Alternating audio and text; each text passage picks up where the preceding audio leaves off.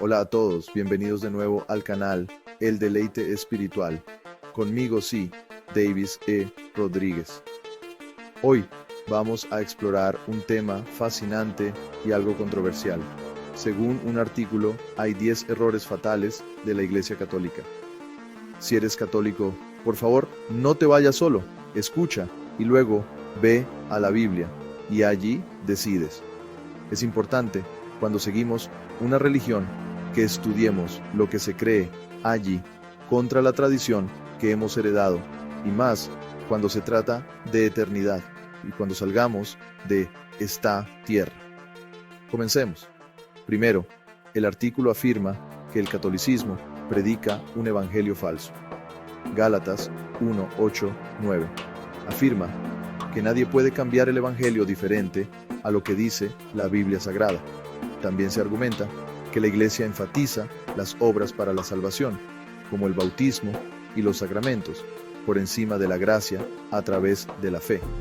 Efesios 2, 8, 9 dice que es por gracia, gratis, no tenemos que hacer nada físico. En segundo lugar, está la acusación de corromper la palabra de Dios. 2 Corintios 2:17 afirma que no se cambia para acoplarse a nuestra agenda o se falsifica la palabra de Dios. Cuando cambiamos lo que dice la Escritura, para nosotros no somos sinceros en la fe. Recordemos, nosotros nos tenemos que acoplar a la palabra de Dios y no al revés. El artículo asegura que el catolicismo pone sus tradiciones al mismo nivel que las Escrituras. Marcos 7:8 afirma que hacer cosas por tradiciones o como ceremonia en una religión y no seguir los mandamientos de nada nos vale. Es como hacer nada. Entonces, ¿para qué hacerlos? No sirven de nada. Los mandamientos de Dios son primero. No son al mismo nivel de las Escrituras y no se deben poner así. Tercero, en la lista, el concepto de falsos apóstoles. 1 Corintios 11, 13, 16. Dice, pero para hablar de este versículo, debemos mirar atrás en el versículo 12 que Pablo, el apóstol, dice entonces en Tarsana, Unashras, Inandidas, Bibal, Bebras, que él hace lo que hace para demostrar a otros que somos en Cristo iguales en valor. No hacemos el servicio a Dios para gloria propia o para tener mejor posición. Y lo que hace a un falso apóstol es hacer las cosas para alcanzar más posición, más prestigio entre la gente. Los falsos apóstoles son los que la Biblia describe. Entonces, según el artículo, los obispos católicos no son verdaderos sucesores de los apóstoles. En Mateo 16, 18, Cristo prometió que la iglesia estaría sobre el poder de los infiernos, no sería derrotada. No dijo nada de que lograría ese objetivo mediante una sucesión apostólica. El cuarto punto trata sobre los falsos mediadores. 1 Timoteo 2, 5. Lo dice claro que solo hay un mediador entre Dios y los hombres, y este es Jesucristo. El artículo afirma que los sacerdotes católicos actúan como mediadores no autorizados entre Dios y el hombre. Hebreos 7, 25, 26. Dice, claro, el sumo sacerdote que es Jesucristo. Y si vas más atrás al versículo 22, ves que es Jesús. Y el versículo 24 dice que permanece su sacerdocio para siempre. Le aconsejo que lea Hechos 7 completo. Ahora, hablemos de la idolatría. Éxodo 24, 5. El artículo acusa a los católicos de idolatría a través de la Eucaristía. Según la religión católica, la Eucaristía es uno de los 7 sacramentos. Para las iglesias católica, ortodoxa, anglicana, copta y luterana, gracias a la Eucaristía podemos estar en comunión con Dios y recibir la promesa de la gracia futura, que es la vida eterna. Esto no es lo que enseña la Biblia en Efesios 2, 8, 9. Sin embargo, en el catolicismo, la Eucaristía solamente puede ser practicada por personas que hayan realizado la primera comunión. Para ello, deben pasar primero por la catequesis, donde aprenden sobre Dios, la Biblia y la religión católica. La idolatría es algo serio y abarca más. 1 Corintios 10, 14 lo dice, pero le aconsejo que estudien 1 Corintios 10, 1 al 22 o lea del versículo 16 al 22. El sexto error es usurpar la soberanía de Dios. Isaías 42, 8 dice: Yo, Jehová, este es mi nombre, y a otro no daré mi gloria, ni mi alabanza a esculturas. Alabanza es la acción de elogiar o admirar a Dios o a algo o alguien. Según la Biblia, alabanza es una expresión de adoración, gratitud y confianza que solo se deben dar a Dios, y usurpar la soberanía de Dios. La soberanía de Dios significa que Él tiene el control absoluto sobre todo en el universo. Es el superior, el más grande, el supremo, en autoridad y poder, y es independiente de cualquier otro ser. Entonces, con la idolatría, se usurpa la soberanía de Dios. En la idolatría se muestra adoración, veneración, devoción, culto, pasión, amor, entusiasmo. Además de ser adoración que se da a los ídolos y amor excesivo y vehemente a alguien o algo, es el acto de adoración a un objeto o sujeto que sustituye a Dios. Un ejemplo de idolatría está en Ezequiel 8:10, que dice: Entré, pues, y miré, y he aquí toda forma de reptiles y bestias abominables, y todos los ídolos de la casa de Israel, que estaban pintados en la pared por todo alrededor. Según el artículo, los sacerdotes católicos asumen un rol divino al afirmar que dan vida en Cristo a través del bautismo. Leamos Juan 3:5. 5 respondió Jesús: de cierto te digo, que el que no naciere de agua y del Espíritu no puede entrar en el reino de Dios. Y señalemos, porque se deduce que un sacerdote asume un rol divino a través del bautismo. Séptimo, tenemos la falsa purificación del pecado.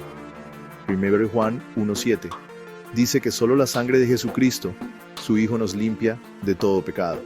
Y en versículo 9, de allí mismo, nos dice que si confesamos nuestros pecados, Él es fiel y justo para perdonar nuestros pecados y limpiarnos de toda maldad. Esto significa arrepentimiento de todos los pecados. Entonces, la sangre de Cristo nos limpia de todo pecado. El artículo rechaza la doctrina católica del purgatorio, sosteniendo que solo la sangre de Jesús puede limpiar el pecado. Hebreos 9:22 dice: y casi todo es purificado, según la ley, con sangre. Y sin derramamiento de sangre no se hace remisión, que es el acto de perdonar o liberar de una deuda o pecado. Solo su sangre, la sangre de Cristo, que Él derramó en la cruz por ti y por mí cuando nos arrepentimos y decidimos vivir para Él de una vez. El purgatorio no es para nuestro perdón de nuestros pecados, ya que mientras estemos vivos aquí, es que debemos dejar que la sangre de Cristo nos limpie a través de el arrepentimiento real de todos nuestros pecados y decidir sufrir y vivir por Él y para Él en nuestras carnes conscientemente, por el cual recibimos el Espíritu Santo. Es fácil vivir como queramos y luego ir a un sitio, a el purgatorio cuando muramos, y ser purgado o purificado para luego ir al cielo. El purgatorio no existe para el que muere y para nadie. Uno de los textos que a veces se asocia con el concepto del purgatorio es 1 Corintios 3, 11, 15. En este pasaje, Pablo escribe acerca de la obra de los creyentes y cómo ésta será probada por fuego en el día del juicio. Aquellos cuya obra permanezca recibirán un premio, pero los que vean su obra quemada se salvarán. ¿Pero cómo? Por fuego. Otro pasaje que a veces se relaciona con la idea del purgatorio es 2 Macabeos 12, 39, 46 en el Antiguo Testamento deuterocanónico, que no está incluido en la Biblia protestante, pero sí en la católica. Aquí, Judas Macabeo ora e incluso hace una colecta para ofrecer un sacrificio por los muertos, lo que se ha interpretado como un refrendo de la práctica de orar por aquellos que han muerto, algo común en la creencia del purgatorio.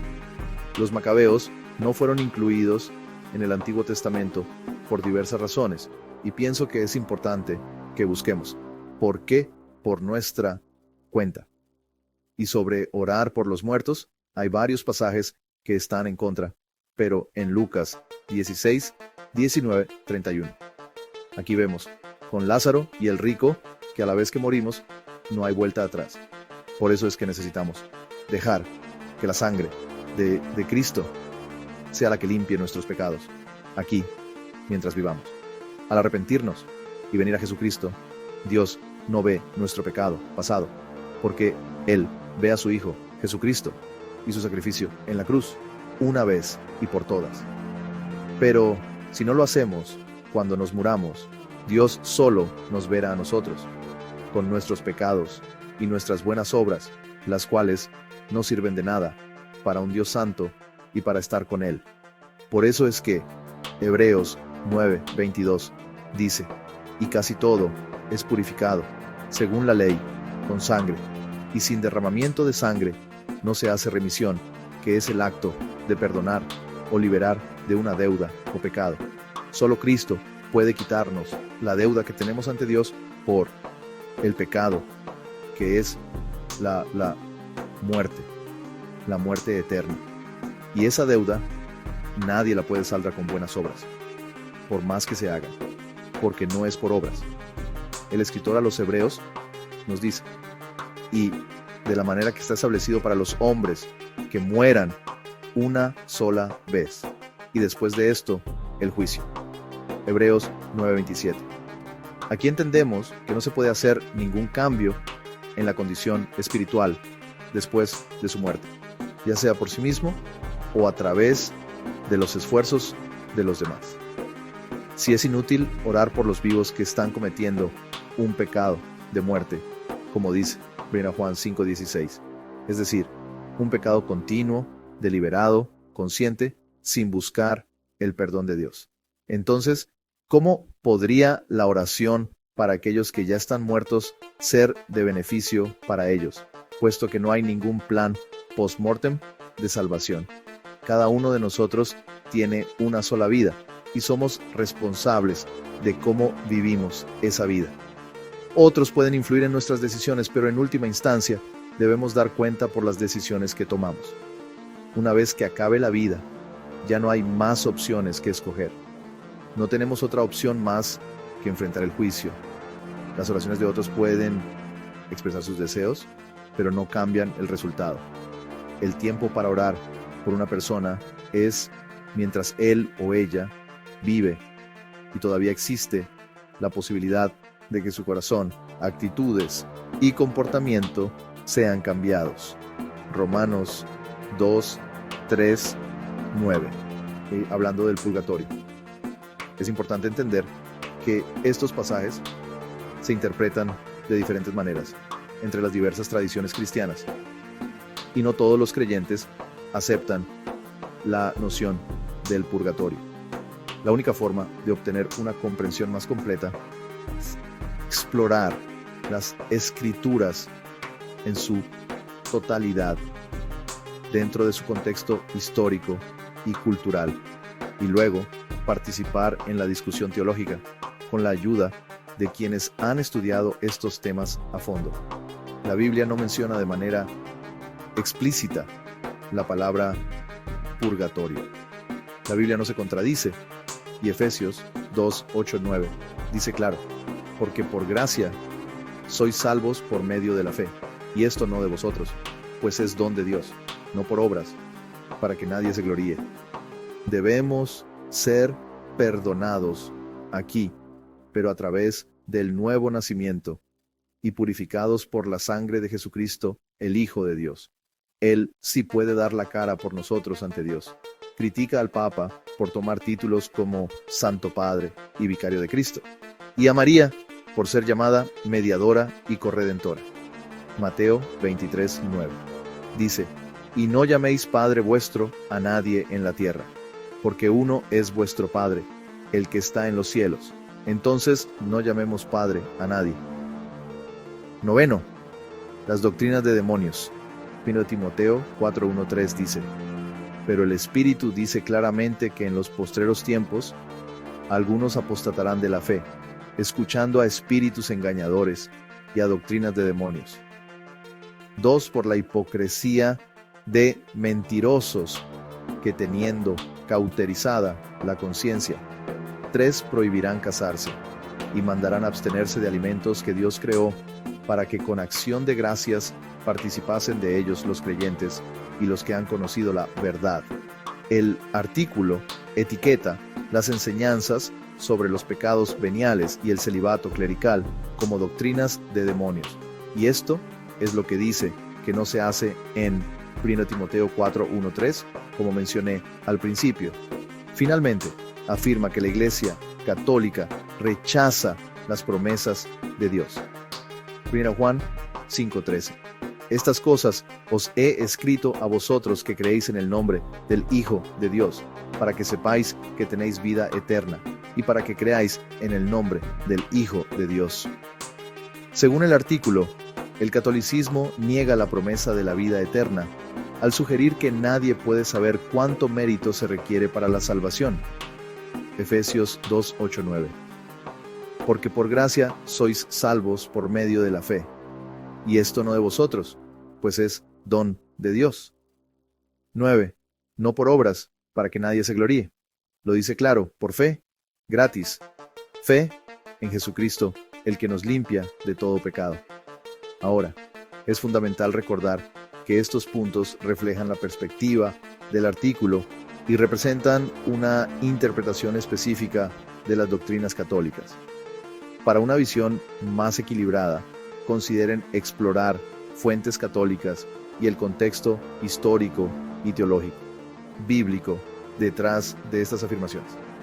Mi consejo para usted es que si nos interesa nuestra vida después de la muerte, entonces debemos buscar la verdad hasta encontrarla. Si estuviste hasta el final del video, gracias por acompañarme. No olviden darle like, suscribirse y activar la campanita de notificaciones para más análisis profundos de la historia y las escrituras sagradas. Nos vemos la próxima.